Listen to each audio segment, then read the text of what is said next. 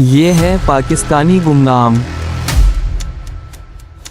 वो लोग जिन्होंने सब कुछ देकर कुछ नहीं मांगा, सिर्फ एक खामोश विरसा छोड़ गए। आइए उनकी कहानी सुने, उनके नुकूश खामोशी को लफ्ज़ों में ढालें, ताकि कल का मुअर्रिख ये ना कहे कि हमने अपने गुमनाम हीरोज़ को भला दिया। पेश है गुमनाम की सनसनीखेज़ दास्तान।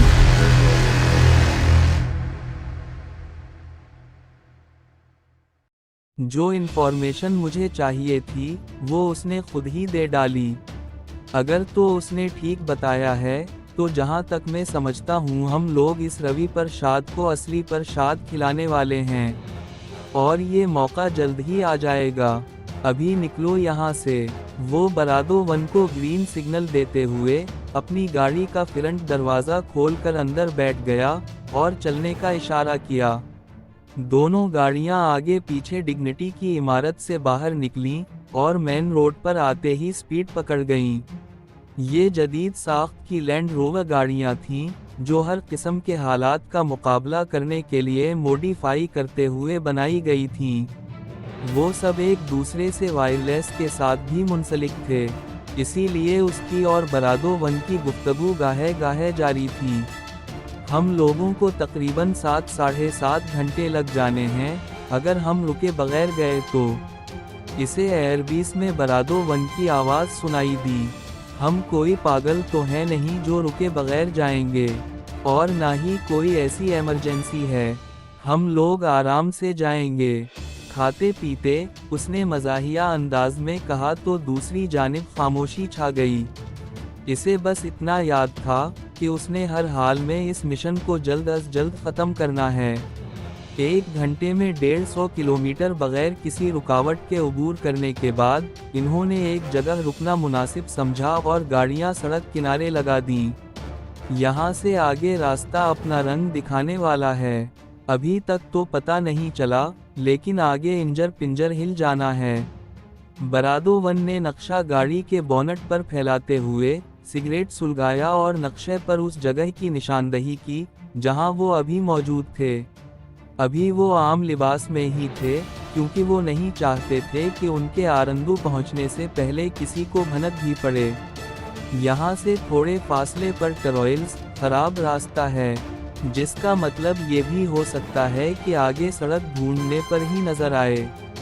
बरादो-1 एक गहरा कश लेते हुए बोला, तभी तो ये जिन हमें मुहैया किए गए हैं, इनके लिए सड़क का होना ना होना एक ही बात है।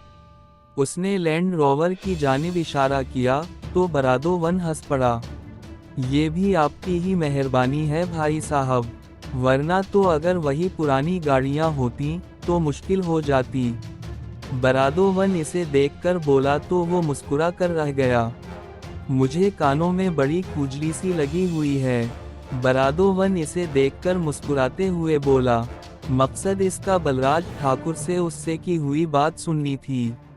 उसने बताया कि बलराज जल्दबाजी और डींगे मारने के चक्कर में एक बड़ा राज आश्कार कर बैठा है। वो जेब से कैप्टन ब्लैक का सिगार निकालते हुए इसे सुलगा कर बोला तो चॉकलेट की खुशबू उन दोनों के आसपास फैल गई। जबकि बरादो-1 उसे देखने लगा। मौसूफ ने मुझे भड़की मारने के चक्कर में खुद ही रवि प्रसाद का प्लान बता डाला, क्योंकि उसके गुमान में भी ये बात नहीं थी कि हमारा अगला टारगेट यही रवि प्रसाद है। वो धुआं फिजा में छोड़ते हुए मज़े से बोला, तो बरादो-1 उसे हैरत भरे अंदाज में देखने लगा। मैंने तो बस इतना कहा कि अभी भी वक्त है, ताउन करोगे तो फायदे में रहोगे। अब वो आगे से पता नहीं किस इरादे से बोला, लेकिन जब बोला तो साले पर बड़ा ही प्यार आया। वो हंस पड़ा तो बरादो-1 ने एक ठंडी सांस खारिज करते हुए उसे घूरा। बोला, किया है भाई उसने, तुम तो पहेलियां बुझवाने पर तुले हुए हो। बरादो-1 की हिम्मत जवाब दे गई थी। कहता है, इतने ही मर्द के बचे हो तो सरहद पार से एक और दोस्त आ रहा है, उसे रोक कर दिखाओ। तुम्हारे सामने से गुजर जाएगा लेकिन तुम्हें पता नहीं चलेगा। जब गुब्बारे फटेंगे तो फिर उनकी आवाज़ हमारे देश तक सुनाई देगी। वो गहरा कश लेते हुए बोला, तो बरादोवन उसे ना समझने के अंदाज में देखने लगा। तो उसमें ऐसी क्या बात है जो काबिले गौर है? बरादोवन के लहजे में बेचैनी वाज़ेह थी। ये तो मैं बाद में बताऊंगा, अभी समझाऊंगी तो तुम्हें समझ नहीं आएगी। वो सिगार होठों में दबाते हुए नक्शा जेब में डालने लगा और फिर वापस अपनी गाड़ी की जानिब बढ़ गया और वहां से चलने लगे। वो लोग रात के किसी पहर आरंदू पहुंचे थे। ये इलाका अफगान सरहद से बहुत करीब था और सर्दियां होने की वजह से यहाँ कड़ाके की सर्दी पड़ रही थी। दरमियान में वादी फैली हुई थी, जबकि तीन अतराफ में फलक बोस पहाड़ सर उठाए खड़े हुए थे। वो गाड़ी से उतरा और अपनी जैकेट की जीप को गर्दन तक खींच लिया। मेरे ख्याल में पहले कोई पेट पूजा हो जाए। सारा रास्ता ऊंचे नीचे रास्तों में ही गुजर गया। बरादोवन इसके पास चला आया और सिगरेट सुलगाते हुए बोला, मेरा भी यही ख्याल है। कोई मसालेदार चीज़ मिल जाए तो मज़ा ही दोबाला हो जाए। वो होठों पर जबान फेरते हुए बोला, तो बरादोवन एक जानिब चल पड़ा। वो भी उसके साथ ही हो लिया। ये एक बाड़ा नुमा बड़ी सी इमारत थी, जैसे जानवरों के लिए अमूमन बनाई जाती है, और इन्होंने यहीं रहना था। बाड़े का बड़ा सा लकड़ी का दरवाज़ा था, जिसके सामने एक मकामी शख्स खड़ा इन्हीं की जानिब देख रहा था। मेरा नाम इजाज़ है, अपनी गाड़ियाँ भी यहीं ले आएं, किसी भी वक्त बर्फबारी शुरू हो सकती है। मकामी ने अपना हाथ उसकी जानिब बढ़ाते हुए चेहरे पर मुस्कुराहट तारी करते हुए कहा। तो वो भी मुस्कुरा दिया। इजाज़ साहब, ये बताएं कि इस वक्त कुछ खाने पीने का बंदोबस्त हो सकता है या बात सुबह तक ही पहुंचेगी? वो मुस्कुराते हुए बोला। तो इजाज़ मुस्कुरा दिया, साहब, मैंने सब बंदोबस्त कर रखा है। जब तक आप लोग अपनी गाड़ियां अंदर लगाएं, मैं खाने का एहतिमाम कर लूं। इजाज़ उसे बताते हुए बाड़े का गेट पूरा खोलकर अंदर की जानिब बढ़ गया। एल्फा ने दूर खड़ी गाड़ियों को इशारा किया, तो वो सुबुक रफ्तारी से चलती हुई बाड़े की अंदर दाखिल हो गईं। अंदर से इमारत अच्छी खासी बड़ी थी और इसकी पार्टीशन की गई थी। इन्हें एक लकड़ी से बने कमरे में पहुंचाया गया, जहां एक बड़ी सी मेज के गिरद बेंच पड़े हुए थे। एल्फा को पुराने ज़माने की फिल्में याद आ गईं, जहां ऐसी ही मेज कुर्सियों पर बैठकर खाना खाया जाता था।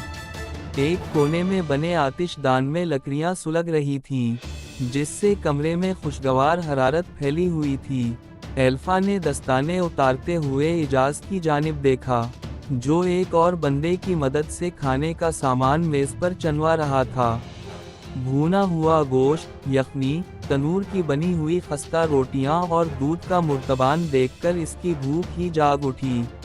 अपने सामने पड़े प्याले में यखनी निकालते हुए उसने तंदूरी रोटी को इसमें भिगो दिया और एक हाथ से खाने लगा, जबकि दूसरे हाथ में उसने गोश्त का एक बड़ा टुकड़ा उठा लिया। खाना गर्म था और बाहर सख्त सर्दी पड़ रही थी, बल्कि बर्फबारी शुरू हो चुकी थी। वो सभी खाने पर टूट पड़े थे। एल्फा जब सैर हो गया तो उसने एक तरफ होते हुए नीम गरम दूध का प्याला भरा और आतिशदान के पास जाकर बैठ गया। थोड़ी देर में बरादोवन भी उसके पास ही चला आया।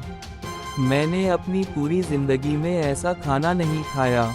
बरादोवन होठों पर जबान फेरते हुए बोला, ये तो सही कहा तुमने, मुझे तो नींद आनी शुरू हो गई है। एल्फा झूमते हुए बोला। तो बरादोवन हंस दिया। तो अब क्या इरादे हैं? बरादोवन हंसते हुए बोला, अभी तो एक लंबी नींद लेंगे, थकन उतारेंगे, कल सुबह देखते हैं कि क्या करना है। वो दूध का प्याला ख़त्म करते हुए बोला। इन दोनों के टीम मेंबर्स एक एक करके रुखसत होने लगे, क्योंकि सभी बेतहाशा थकन का शिकार थे। इजाज़ ने उनके सोने का भी खातिर ख्वाह इंतज़ाम किया हुआ था। कल से अपनी आंखें और कान खुले रखना। मेरे ख्याल में रवि प्रसाद यहाँ मौजूद है और हम लोगों से ज़्यादा दूर नहीं है, और जहाँ तक मैं उसे समझ पाया हूँ, उसे शायद इत्तला भी मिल चुकी होगी कि हम यहाँ उसके साथ डबल विकेट खेलने के लिए मौजूद हैं। वो एक गहरा कश लेते हुए बोला। तो बरादोवन उसे अचंभे से देखने लगा। तो अब उसे बिल से कैसे निकालना है? बरादोवन के लहजे में बेचैनी थी। इस पर अभी बात करते हैं, जरा कमरा खाली हो जाए। वो अपने पीछे मौजूद इक्का दुक्का मेंबर को देखते हुए बोला और सिगार दांतों में दबाते हुए कुर्सी बरादोवन के मजीद करीब खिसका ली। देखो, हम दोनों एक दूसरे की मौजूदगी से बाखबर हैं। फर्क सिर्फ इतना है कि हम उसे जानते हैं, जबकि वो हमारे बारे में कुछ भी नहीं जानता। इसे तो ये भी पता नहीं कि हम लोग हैं कौन। मुझे जहाँ तक लगता है, वो कोई बम धमाके जैसी वारदात करने के चक्करों में होगा, और दिन का इंतखाब वो पब्लिक हॉलिडे का ही करेगा। आज है 20 दिसंबर। मेरे ख्याल में इनका प्लान 25 का ही होगा, क्योंकि इन्हें सबसे ज़्यादा तकलीफ कायदा आज़म से ही है। वो मुस्कुराते हुए बोला। तो बरादोवन की बेचैनी मज़ीद बढ़ गई। भाई, दिन का तो उसने इंतखाब कर लिया होगा, जगह भी तो बताओ ना। बरादोवन की बेचैनी किसी तौर कम नहीं हो रही थी। जगह ही तो हमने तलाश करनी है पार्टनर। अब देखना ये है कि 25 दिसंबर को सबसे बड़ा मैदान कहाँ सजाया जाता है। वो सिगार का एक गहरा कश लेकर इसके धुएं का मुरगुला बनाते हुए बोला। तो इस सारी गुफ्तगू में पहली मर्तबा बरादोवन के चेहरे पर मुस्कुराहट फैली। बड़ी कमीनी नज़र है तुम्हारी। वो भी देख लेते हो जो अमूमन हमारी नज़रों से भी ओझल रह जाता है। बरादोवन के लहजे में इसके लिए वाज़ेह सिताइश थी। रखनी पड़ती है पार्टनर, वरना ये दुनिया हमसे भी बड़ी कमीनी है। अपनी बात मुकम्मल करते हुए उसने बच जाने वाला सिगार का टुकड़ा आग में उछाला और उस कमरे की जानिब बढ़ गया जहां उन लोगों की शब बिसरी का इंतज़ाम किया गया था। कुछ दिन यूं ही गुजर गए। फिर 25 दिसंबर का दिन आ पहुंचा और वो आरंदू से 35 किलोमीटर दूर नगरफोर्ट में मौजूद था। रात बर्फबारी से ढकी हुई थी और यह हवा हड्डियों को अंदर तक जमा रही थी। दरियाए चित्राल का ज़्यादातर हिस्सा जम चुका था, लेकिन पानी का बहाव बहरहाल जारी था। उसे जो मालूम करना था वो उन 2-3 दिनों में पता लग चुका था। सारी टीम को उसने स्टैंड बाय रखा हुआ था, जबकि वो सिर्फ बरादोवन के साथ बाहर निकला घूम फिर रहा था।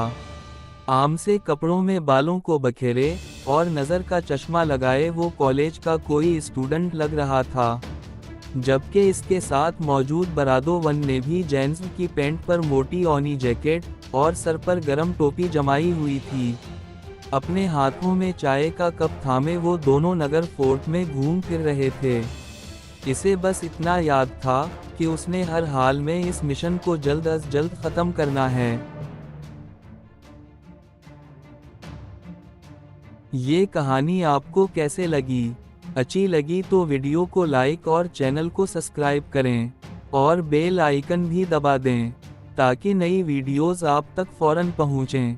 मिलते हैं अगली वीडियो में, तब तक के लिए हमें दें इजाज़त। अल्लाह हाफिज़।